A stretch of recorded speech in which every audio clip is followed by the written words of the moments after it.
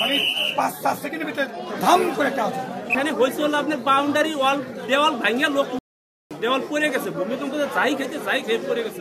কোনো বিল্ডিং কার মনে করেন পড়েও যায় না, কোনো বিল্ডিং আর হেলেও কি ভাই আমরা যখন এখানে ছিলাম তখন আমরা এখানে মানুষের কি করতেছিলাম, ভূমিকম্পের সময় আমরা যেভাবে পারলাম তাহলে চলে গেলাম। হঠাৎ করে 5-7 সেকেন্ডে ধাপ করে দিতে না হয়েছিল। আসার পরে মনে করেন স্তব্ধ হয়ে গেল সব। আমরা যখন বেরোলাম দেখলাম একজন হয়তো একটু আঘাত পেয়েছে, আমরা দ্রুত আমরা 2-4জনকে নিয়ে তাদেরকে রিক্সা ভ্যানে করে তাদেরকে হসপিটালে পাঠিয়ে দিলাম। আমাদের এখানে টেলপাল ছিল, টেলপাল। এই টেলপালের কারণে এই জিনিসটা দ্রুত হয়নি। এখন আহত যারা আছে তারা মেডিকেল কি অবস্থা আছে আমরা এটা জানি, আমরা খবর পাচ্ছি কি অবস্থা তারা আমরা জানি।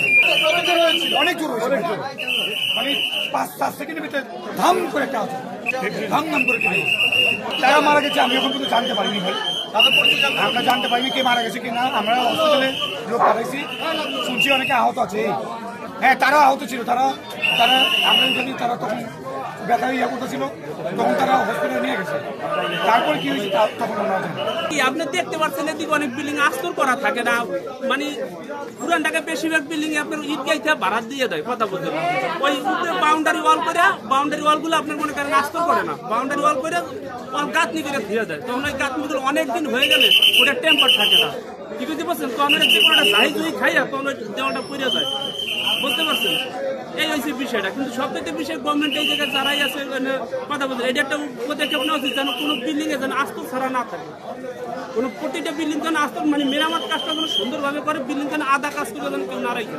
রাজকীয় নিয়মে তো বিল্ডিং এ তো এরকম কোনো ক্ষতি হয় না। এখানে হয়েছে হলো আপনার বাউন্ডারি ওয়াল দেওয়াল ভাঙিয়া লোক দেওয়াল পড়ে গেছে, ভূমিকম্প যাই খেয়ে পড়ে গেছে। কোনো বিল্ডিং কার মনে করেন পড়েও যায় না, কোনো বিল্ডিং আর এলার খবর আমি এটা বলতে পারলাম না। কিন্তু কোনো বিল্ডিং এর তো ওরকম কোনো ক্ষতি হয় না।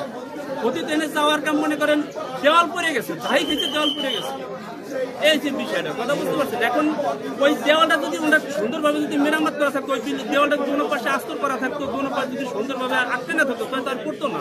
এখন তারা ঢালাই দেওয়ালটা বানাইছে, ওই দেওয়ালটা মেরামত করে অনেকদিন হয়ে গেছে, ওটা টেম্পারেচার যাই খেয়ে পড়ে গেছে।